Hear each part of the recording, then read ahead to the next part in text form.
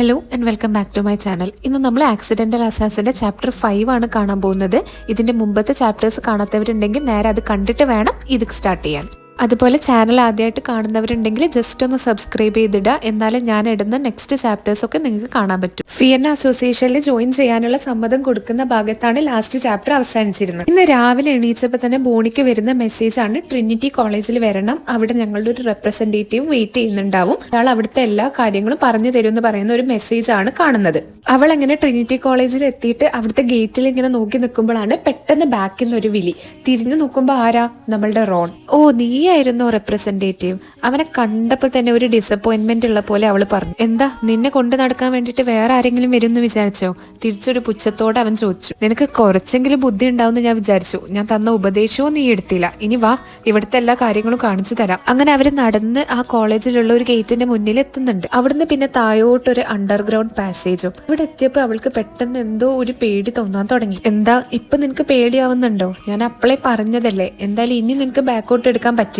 അങ്ങനെ അവര് രണ്ടുപേരും ആ ടണ്ണൽ വഴി താഴോട്ട് ഇറങ്ങാൻ തുടങ്ങി. ഇതെന്താ സംഭവം? ഇത് എവിടേക്കാ പോകുന്നത്? നോർമൽ പബ്ലിക്കിന് ഇത് റെസ്ട്രിക്റ്റഡ് ആയിട്ടുള്ള ഏരിയയാണ്. താഴെ സെയിന്റ് പാട്രിക്കിന്റെ വീട് പ്രിസർവ് ചെയ്ത് വെച്ചിട്ടുണ്ട് എന്നാണ് എല്ലാവരുടെയും വിശ്വാസം. പക്ഷെ ആക്ച്വലി ഇത് ഫിയന്ന അസോസിയേഷന്റെ ബേസിലേക്ക് ലീഡ് ചെയ്യുന്ന ഒരു പാത മാത്രമാണ്. ആ വഴി ഇറങ്ങി പോകുമ്പോൾ അവൾക്ക് ഓരോ കാര്യങ്ങളായിട്ട് അവൻ ഇങ്ങനെ എക്സ്പ്ലെയിൻ ചെയ്ത് കൊടുക്കുന്നുണ്ട്. അങ്ങനെ അവര് നടന്നൊരു ഡെഡ് എൻഡിൽ എത്തുന്നുണ്ട്. അവൾ അവനോട് ചോദിക്കുന്നുണ്ട്, എന്താ നിനക്ക് വഴി തെറ്റിപ്പോയോ? എനിക്ക് വഴിയൊന്നും തെറ്റാറില്ല, ഇതൊരു സീക്രട്ട് പാസേജ് ആണ്, നിന്റെ കൈ കാണിക്ക്. അവൾ അന്ന് അവൻ കൊടുത്ത ഫിയന്നയുടെ റിങ് ഇട്ടിട്ടുണ്ടായിരുന്നു. ഇതാ കണ്ടോ, ഈ റിങ് കാണിച്ചാലാണ് ഈ ഡോറ് ഓപ്പൺ ആവുക. ഡോറ് തുറന്നതും അവിടെ ഫുള്ള് പ്രകാശം പരന്നു. കേറി ചെല്ലുന്ന തന്നെ ഭയങ്കര ലക്ഷറിയസ് ആയിട്ടുള്ള ഒരു സ്ഥലത്തേക്കാണ്. അവൾ അതൊക്കെ കണ്ടിട്ട് ഫുള്ള് അന്തം വിട്ട് നോക്കി നിന്നുപോയി. ആ ഹാളിൽ മുഴുവൻ കുറെ വാരിയേഴ്സിന്റെയും അസാസിന്റെയും ഫോട്ടോസ് തൂക്കിയിട്ടിട്ടുണ്ടായിരുന്നു. പണ്ട് കാലത്ത് ഫിയന്ന എന്ന് പറഞ്ഞ പടയാളികളുടെ ടീമായിരുന്നു. ജസ്റ്റിസിന് വേണ്ടി എന്തും ചെയ്യാൻ മടിക്കാത്ത കുറെ കൂട്ടം വാരിയേഴ്സ്.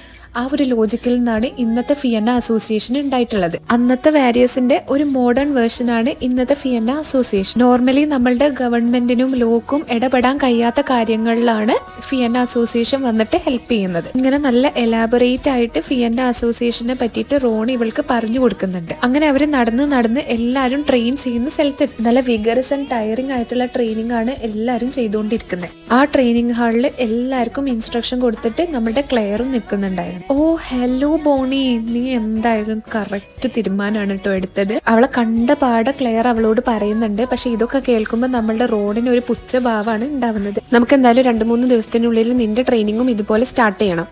ഇത്ര പെട്ടെന്ന് ട്രെയിനിങ് സ്റ്റാർട്ട് ചെയ്യണോ? വേഗം ട്രെയിനിങ് ഒക്കെ സ്റ്റാർട്ട് ചെയ്യുമെന്ന് ബോണി വിചാരിച്ചിട്ടുണ്ടായിരുന്നില്ല. യെസ് ബോണി, ഇവിടെ എല്ലാവരും മിലിറ്ററി ബാക്ക്ഗ്രൗണ്ടിൽ നിന്ന് വരുന്ന 1-2 പേരുകൾ മാത്രമേ കോമൺ പീപ്പിൾ ഉള്ളൂ. സോ അവരുടെ ലെവലിലേക്ക് നിന്റെ സ്കില്ല് എത്തിക്കണം എന്നുണ്ടെങ്കിൽ നമ്മൾ വേഗം ട്രെയിനിങ് സ്റ്റാർട്ട് ചെയ്തേ പറ്റൂ. ആൾസോ നീ ഇപ്പോൾ ഒരു ഇമ്പോർട്ടന്റ് പ്രൊജക്ടിലേക്ക് പ്രൊമോട്ട് ചെയ്യപ്പെട്ടിട്ടില്ലേ, മിസ്റ്റർ ആഡംസിന്റെ പ്രൊജക്ട്. ഇത് പറഞ്ഞപ്പോൾ ബോണി ആകെ ഞെട്ടിപ്പോയി. ഇതെങ്ങനെ ക്ലെയർ അറിഞ്ഞു? മിസ്റ്റർ ആഡംസ് ഞങ്ങൾ ക്ലോസ്ലി വാച്ച് ചെയ്യുന്ന ഒരാളാണ്.